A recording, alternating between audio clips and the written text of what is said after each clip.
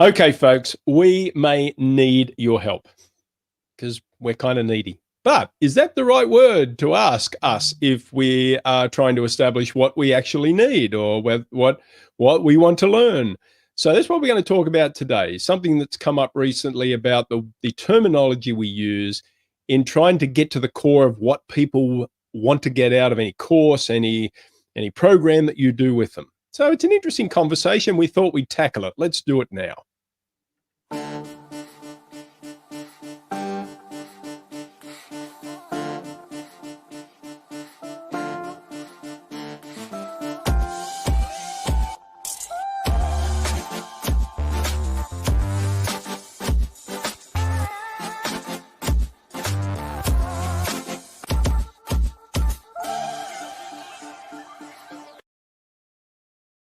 Yes, indeed. It is the show, the number one show about the business of culture and the culture of business, episode 187, Two Chaps, Many Cultures. How are you today, pal? I am fantastic, even though I need to feel even better. Yeah. But when we're talking about needs, there's a song that comes to mind there. And some of you may know that I'm a big fan of the artist who went by the name Prince and who left his earthly dwellings too soon. There's a song on the album Parade that's "You Need Another Lover Like You Need a Hole in Your Head." So that comes up when I think about need. Need is, I'm not sure if that's the word I want us in our profession to use any longer, and it's really hard to get rid of it because I haven't found a good synonym yet. But we'll talk about why that is relevant. So what you said came up recently. What did come up for you, Brett? Because we were using the term needs assessment. It is a format, maybe a template that possibly is sent out to participants or potential participants of any program in a corporate setting. Might be a big group program. So kind of an efficient way to, I guess, at least start the engagement with those people is to just generically send out a set of questions that may or may not refer to the actual content that you're going to deliver, but establishes some type of interaction with the clients up front. And they're called needs assessment. So and the questions go out to say, what do you want to get out of this? And so I guess it was challenged recently when someone said, well, this is actually, and I've never heard this term, I probably have to do some more research, but de-rolling. It is a kind of you're inferring that the people that you're going to teach are in need of something, and therefore you're the only one to bring it to them. And does it really matter in the case of the program that you're going to do? Are you going to fundamentally change your program because somebody says, well, I need this, and it really wasn't what you were going to deliver? Or is it not? Is that against what you thought the company, the client themselves have told you to deliver?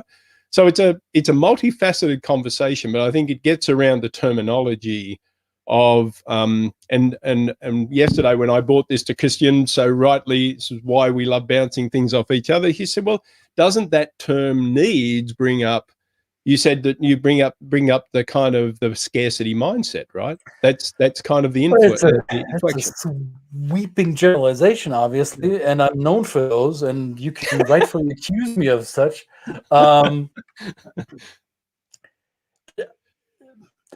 Yeah, I think when people use the word need, that triggers something in my thought process.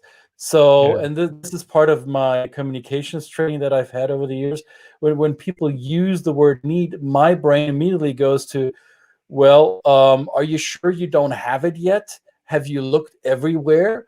And how do you know that you have it once you do? What have you done? If you don't have it now, what have you done in the past to get it, the thing that you need, or let's say want or wish, maybe? And let's distinguish what would happen if you didn't have it. What would happen if you continue to not have that thing or that emotion or that state or that resource, right?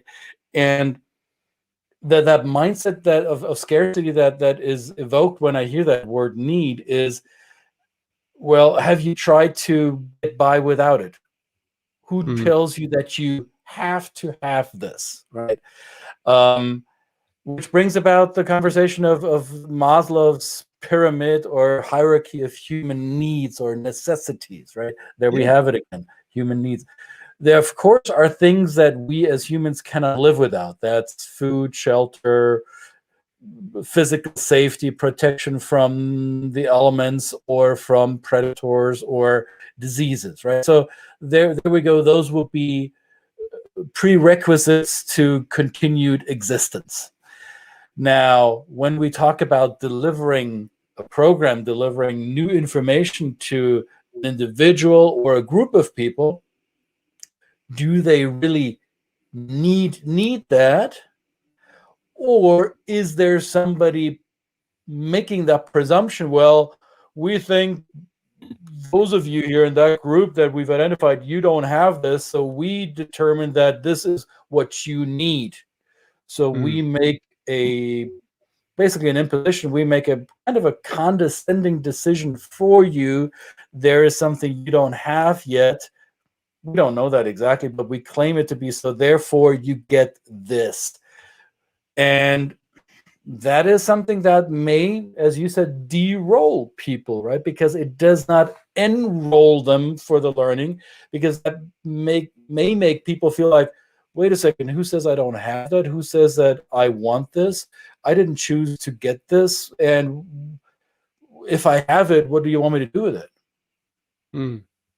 Well, I'd found myself already re-scripting emails to people because I must have subconsciously thought that this word need sound like I am assuming some kind of lack of the Right. participants, of the people that I'm going to work with. And you and I both know in the hundreds of programs that we've done and executives that we've worked with, these people, they don't need is kind of not something that they really want to hear, or possibly is subconsciously not affirming for them. And that's understandable. We all have egos. I have them, right? To tell me I need something immediately says, well, I am less than what I thought I was. So why I've changed my scripting to reflect more of, here's what I can offer you to build on top of the skills that you already have.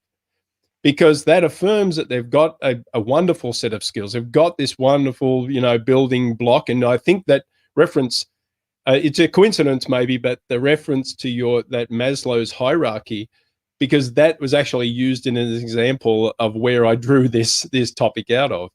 And at what point do we establish that a person has or is on that hierarchy?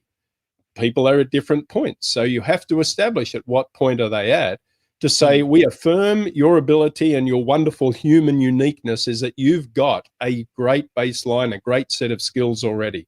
Let's take that, and let's say if we're going to expand our boundaries outside of, in this one example, expand our boundaries outside of our home country, and now we have to lead and motivate and encourage outside of our culture, then what we're doing is we're taking the wonderful skills you've got and we're building on that, and we're adding cultural competence to it. So that's not a saying that you're completely useless, you don't know what you're doing, so therefore we're going to start from scratch and this is going to be revolutionary in that case. So I kind of subconsciously done that. And I think it may, hopefully we're serving the clients better using those types of vernacular. I'd be interested, anybody who's watching this, if they've consciously noticed this in terms of the scripting that they use in emails, which is always a danger of templating, right? Templates are not, I tend to spend a lot of time on LinkedIn profiles, just to kind of get a sense of who the person is, what their title is, how they show up in a professional sense. So,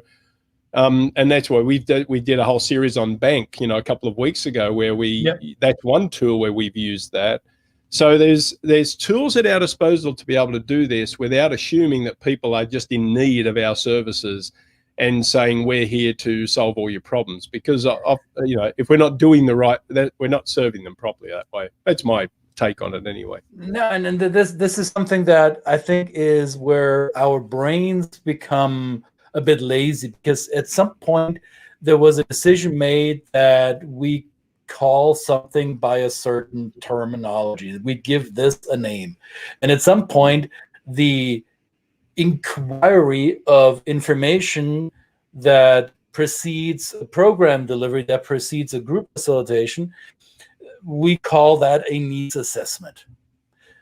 And that went into autopilot, and we don't think about the terminology anymore.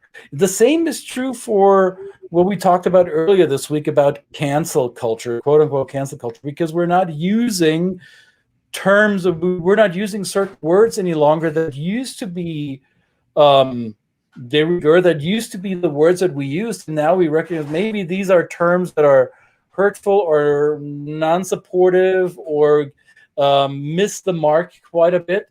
So we decide not to use these words anymore, find better words. Language has power. The words we give our thoughts, the words we give our feelings, the words we give things matter, right?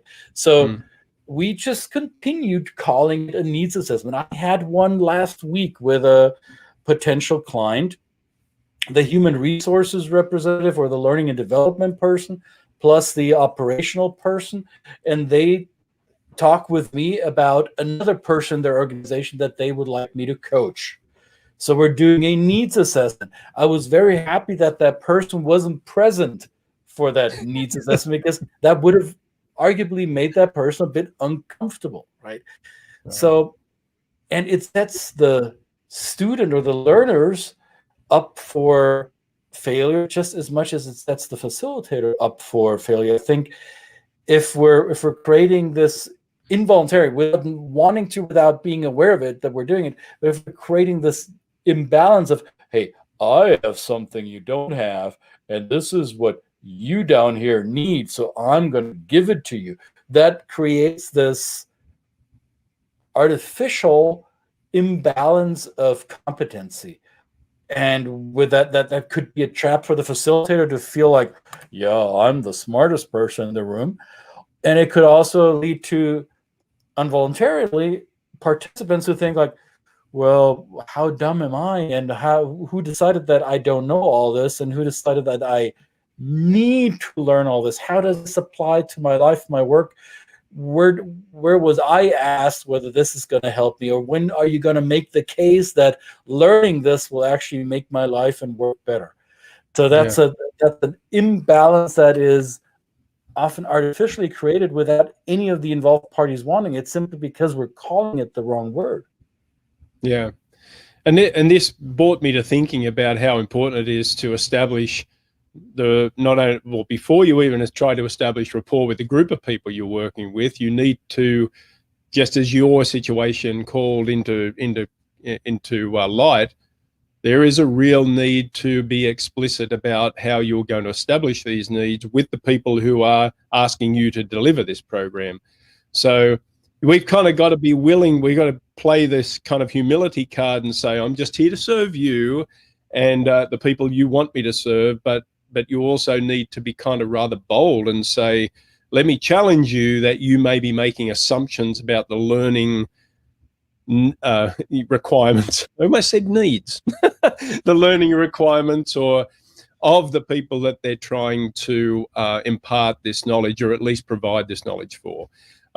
So that may actually take, a sense of humility on our behalf to say, well, look, if your idea is not that I'm able to kind of use or add some time, the question is that if you've got a certain amount of time you've got to deliver a program in, is that enough time to allow for us as a facilitator to do that exploratory work with the participants, to actually really in real time try and get the needs of their to what skills have they've got, what are their baseline skills, and what are we going to build on them. And sometimes that might take, I know we're kind of like, we're independent contractors here, we're trying to run a business and we're trying to pay our bills. At the end of the day, sometimes you might have to say no to these clients when they won't give you the ability to do that, because you could go ahead and think, I'm just going to go and do it and bank the money and I'm going to, tick the box. But is that, would it be better if you actually started to push back a little bit and build a rapport with the company and say, no, I think this is this is my way of approaching it. I think it'll be much more in the service of the people you are trying to provide support for and add skills to. And plus, I think if I can prove myself that this will be advantageous for you, you'll come back and pay me more money to come and do it again, right? So yes, there's a commercial benefit to this as well, even though it feels uncomfortable to do it in the first place. My journey around this needing or having to or musting, that's not a word. That journey began some 10 years ago when I first was introduced to NLP, neuro-linguistic programming, and how our words are reflective of our thought patterns and thought processing.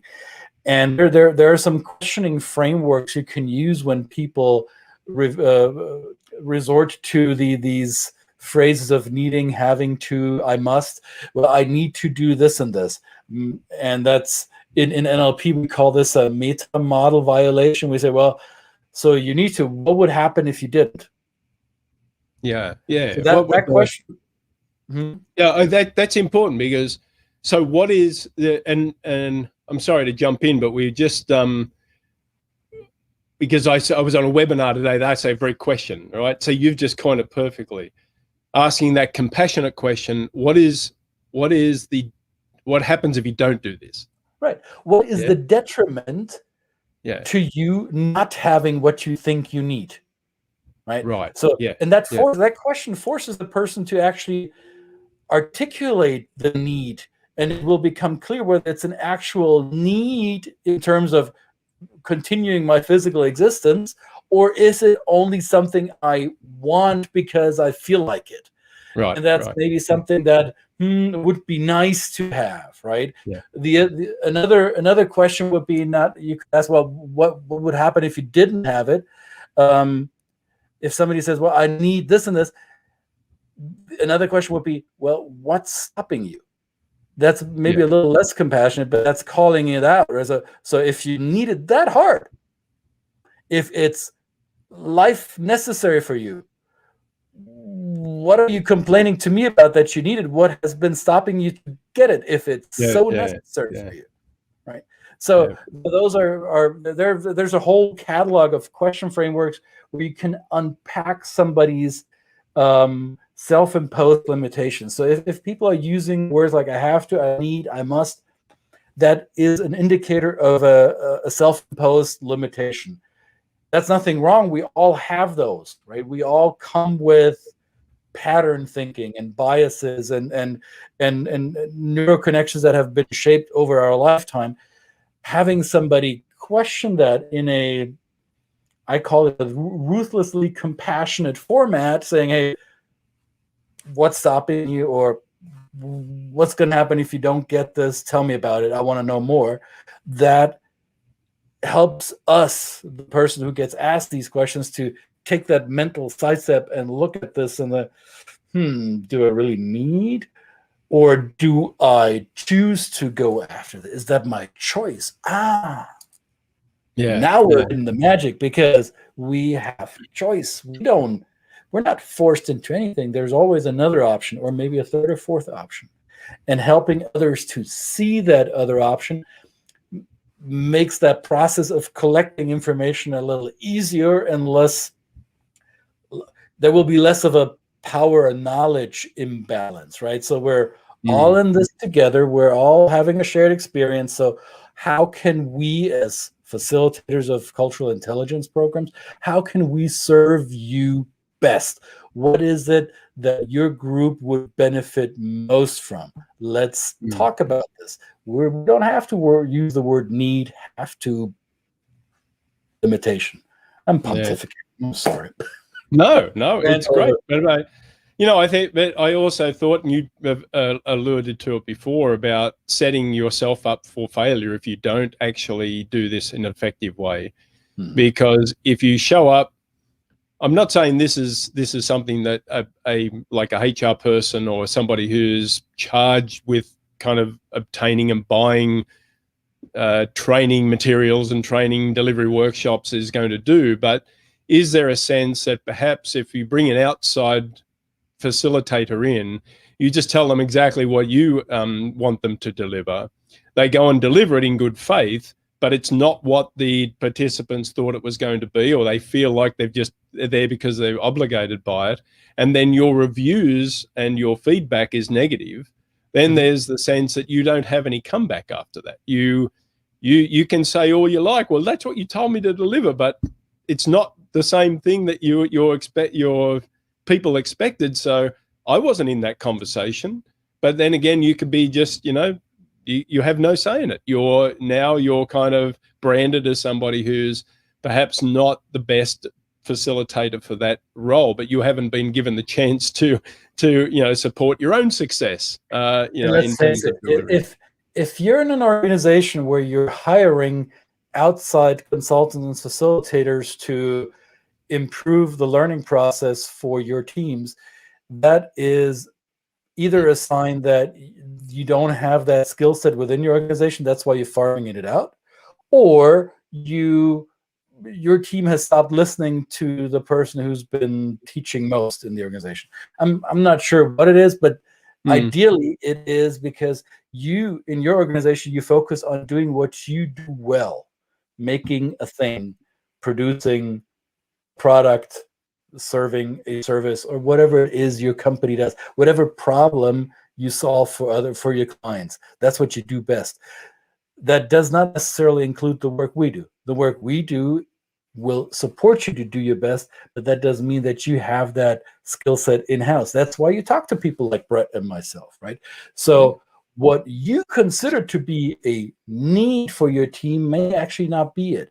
So as you farm this out, as you bring in outside competency, trust your facilitator that they will, together with your team, identify the best path forward. That's why facilitators who are worth their salt will give you an advisory, or will serve to you in an advisory capacity, helping you define the curriculum that will serve your team best, and not just take some cookie cutter thing off the shelf and say, yeah, I've delivered this 7 umpteen million times, I'm going to deliver it again, and because we determined that's your need.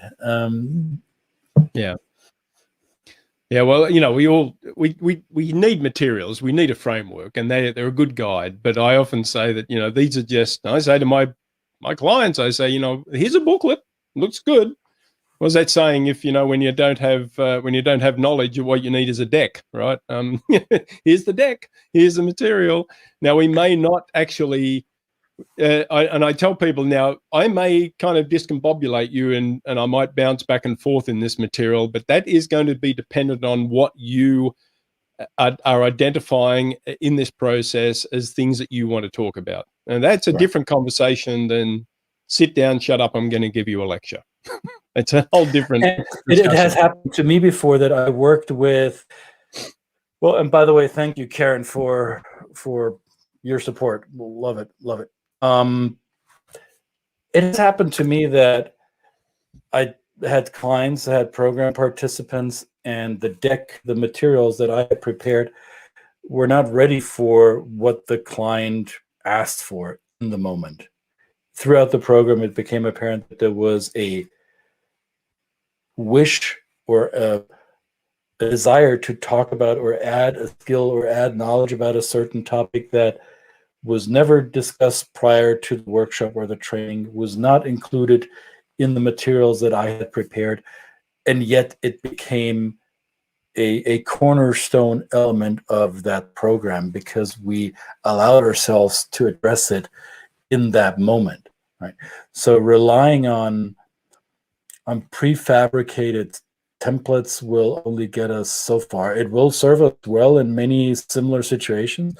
Now, as those of you who are in our field as well, you might have come across this before, that you find yourself with a good material set, a booklet, a slide deck, a book, whatever presentation, whatever concept you bring to the program, you will have that with you, and you might find that and it just reached its limit, and there's still 4 hours to go, and my participants have questions that what I brought would not answer. So how do I respond to this now?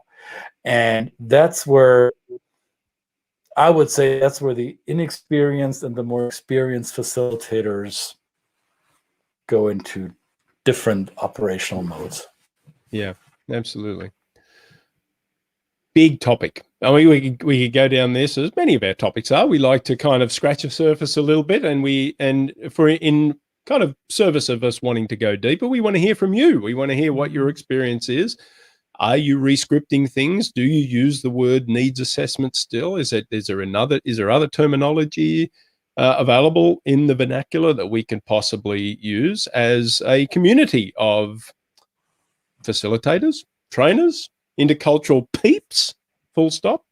And I just want to call out Karen. Karen is a classic example where, you know, her and I work professionally together, and Karen is a classic example of always constantly really checking in and seeing if what the services she provides is valuable to the client, right? This is a rare thing to find, because many people can be just very kind of siloed and not go out of their realm, especially, and I think in Karen's case, I'm not saying this because she's here and I'm trying to make her feel good about herself.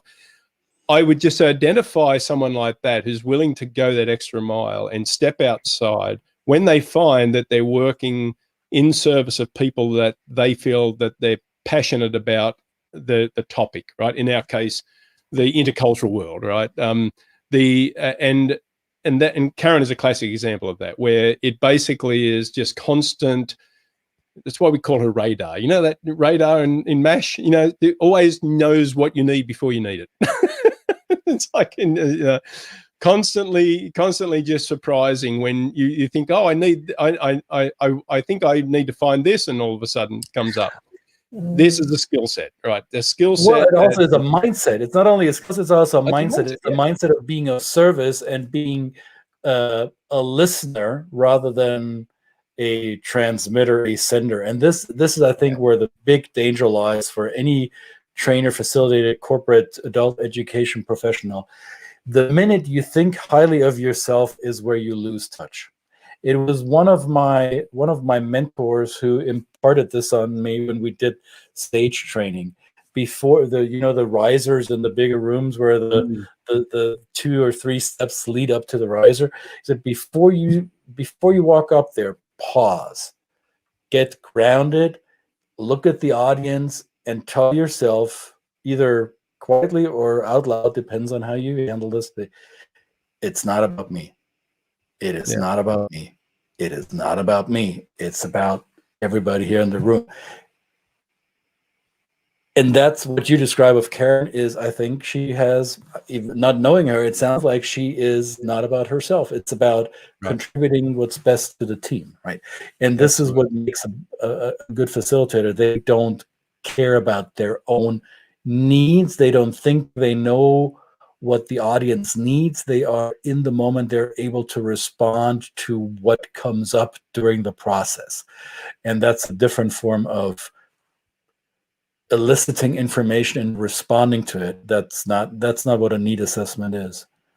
So that, I think the more we talk about it, the more I think about this, the more impassioned do I get about this wrong choice of words. Absolutely. Well, let's keep the conversation going, people. Just tell us what you think. Do you disagree, agree? You're going to go on. You can go on needing, we're not going to stop you from using needs assessment as a term. That's fine. You can do what you want. We're not the policemen of needs, but we are the policemen of this show. And this is our show, the #1 show on the planet of the culture of business and the business of culture. Another episode 187 on a beautiful Wednesday, where Karen actually informed me we've got some snow coming, which might just get her fired. But that's all right. I mean, we take the good and the bad. I mean, we take the good and the bad with people, you can, not every day is a diamond. People, don't freak out. Just a little bit of snow doesn't get people fired. I don't know what he's talking about. It's too late in the day. He's off his rocker. I'll see you again tomorrow. Two chaps, many cultures, out for now. See Bye. ya.